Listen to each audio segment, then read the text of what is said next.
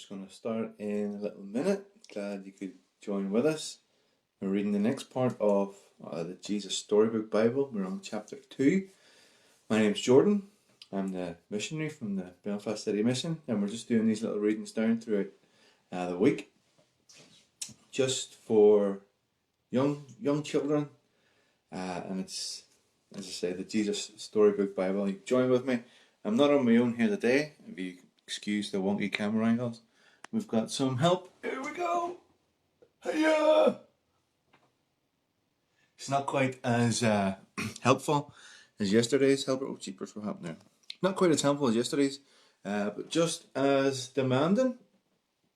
So we're in day 2 of being locked down, and we're having a bit of fun. But anyway, we're going to read the next part. We read yesterday about creation. I know, it was great, wasn't it? But we're going to be reading today about the terrible lie. I know. Now you just have to give me a wee minute, honey, okay? Thank you. So, we're going to be reading the terrible lie. Adam and Eve lose everything. Adam and Eve lived happily together in their beautiful new home. And everything was perfect for a while. Until the day when everything went wrong. God had a horrible enemy. His name was Satan. Satan had once been the most beautiful angel, but he didn't want to be just an angel. He wanted to be God himself. He grew proud and evil and full of hate, and God had to send him out of heaven. Satan was seething with anger and looking for a way to hurt God. He wanted to stop God's plan, stop this love story right there. So he disguised himself as a snake and waited in the garden. Now, God had given Adam and Eve only one rule. Don't eat the fruit on that tree, God told them. Because if you do, you'll think you know everything. You'll stop trusting me, and then death and sadness and tears will come. You see, God knew that if they ate the fruit, they would think they didn't need him, and they would try to make themselves happy without him. And life without him wouldn't be life at all. As soon as the snake saw his chance, he slithered silently up to Eve. Does God really love you? The serpent whispered. If he does, why won't he let you eat the nice, juicy, delicious fruit? Poor you. Perhaps God doesn't want you to be happy after all. The snake's words hissed into her ears and sunk down deep into her heart. Like poison. Does God love me? Eve wondered. Suddenly, she didn't know anymore. Just trust me, the serpent whispered. You don't need God. One small little taste. That's all. And you'll be happier than you could ever dream. Eve picked the fruit and ate some. And Adam ate some too. I know. And a terrible lie came into the world, and it would never leave. And it would live on in every human heart, whispering to every one of God's children, God doesn't love me. And it wasn't a dream, it was a nightmare. A dove flew from Adam's hand, a deer darted into the thicket. It was as if they were frightened by something. A chill was in the air. Something strange was happening. They'd always been naked, but now they felt naked and wrong. And they didn't want anyone to see them, so they hid. Later that evening, as God was taking his walk, he called to them, Children! Usually, Adam and Eve loved to hear God's voice and would run to him. But this time they ran away from him and hid in the shadows. Where are you? God called. Hiding, said Adam, because we're afraid of you. Did you eat the fruit that I told you not to eat? What have you done? God asked. Eve made me do it, said Adam. Eve said, the serpent made me do it. And a terrible pain came into God's heart.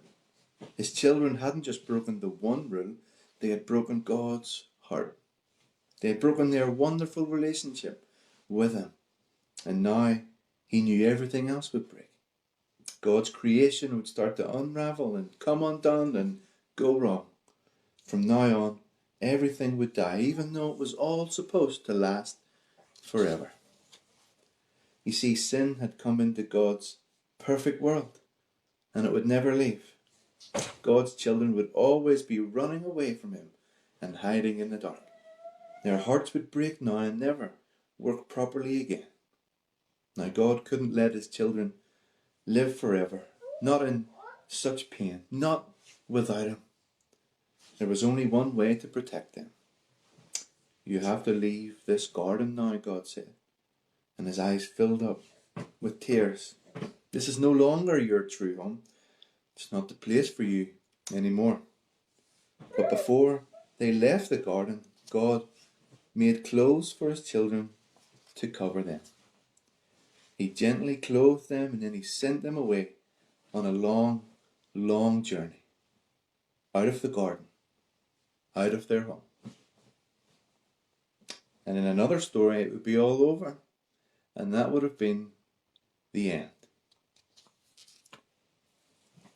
But not in this story.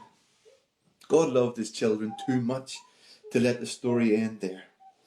Even though he knew he would suffer, God had a plan, a magnificent dream.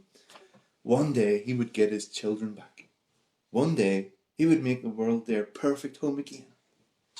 And one day he would wipe away every tear from their eyes.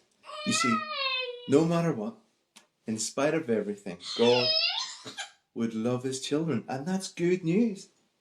God loves his children with a never stopping, never giving up, unbreaking, always and forever love.